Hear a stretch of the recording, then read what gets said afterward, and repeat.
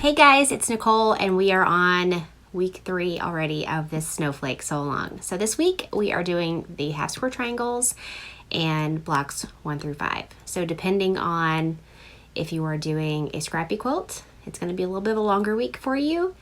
If you are doing the 1 color or 4 color quilts, this week should be pretty easy. This is your break week in a way. So let's get started. So since we are working on our half square triangles this week, there are so many ways you can trim these. I'm going to show you guys what I like to do personally. I don't have a ton of different acrylic rulers in every single size. And since we are doing the 3.5 half square triangle finish size, so 3.5 inches, I'm going to show you guys how I like to use a larger ruler and use washi tape to mark off the size I need and how I like to trim my half square triangles. So this might get a little bit shaky since I have my tripod on the camera, but this will give you an idea of how I like to mark off my larger ruler and make it a more usable 3.5 inch size. So what I like to do is get a little bit of washi tape. I love washi tape because it's not too sticky. It doesn't leave a bad residue behind. And I just place it, marking off my 3.5 inch square.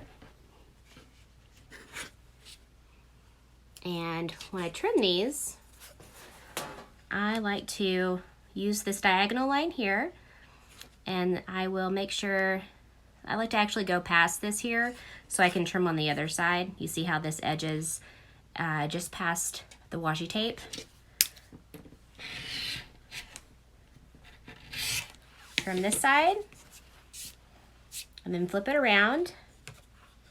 And now I want to really make sure I've got my edges lined up along that washi tape line and the diagonal line here. And trim this side. And you have a perfect half square triangle ready to go for your project. So now that you are finished with your half square triangles, you can set those aside for next week, or if you want to be a little proactive, you can take those and take your block pieces that you've cut and go ahead and pull them for each block. That way you can have a nice blend of your scrappy fabrics if you're doing lots of different fabrics, to have a nice cohesive blend throughout your blocks, because you don't want to end up at the end of your quilt and have too many of one fabric and not enough of one. So if you are working on the scrappy quilt, one thing I like to do is, let's say I have the 13 fat quarters and I have all my fabrics laid out, I'll pull a couple of each one, lay them on my area to do each block. That way I kind of get a nice mixture of all of the fabrics. Another thing I like to do is work with either a piece of cardboard or a tray, or I've got, if you have like a cutting board that's a smaller size, it's portable, to lay out your block pieces on this. That way you can plan it out in one area, take it to your machine, and then to the ironing board, and then back to your machine, keeping everything in the order that you want it. For my scrappy quilt, you may have noticed in the first newsletter video, I planned out a little bit more of a design element on mine, and you can see I've got my blocks 1 through 5 all set. It's a little bit more of a diagonal plan. And if you have a special layout on each block, or even to just maintain the scrappy layout you originally set, you could even number your blocks while you store them, or if you don't have a design wall to place them, just take a piece of paper, number it 1 through 5, pin it on there so you can keep track of what order your blocks are in case you move them around. For those of you working on the 1 color or 4 color, this week is pretty easy for you guys, because essentially, as you can see, when you cut out your fabrics, your blocks 1 through 5 were essentially finished.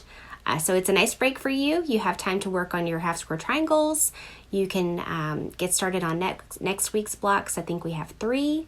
And for any of you, please go at your own pace on this quilt along. This is meant to be fun. I know a lot of you have jumped ahead. Kind of once you get the ball rolling and starting on the blocks, you get some momentum and you want to keep going. And I think that's great. So this schedule is just meant for you to be able to take breaks in between as you need and just have fun with it.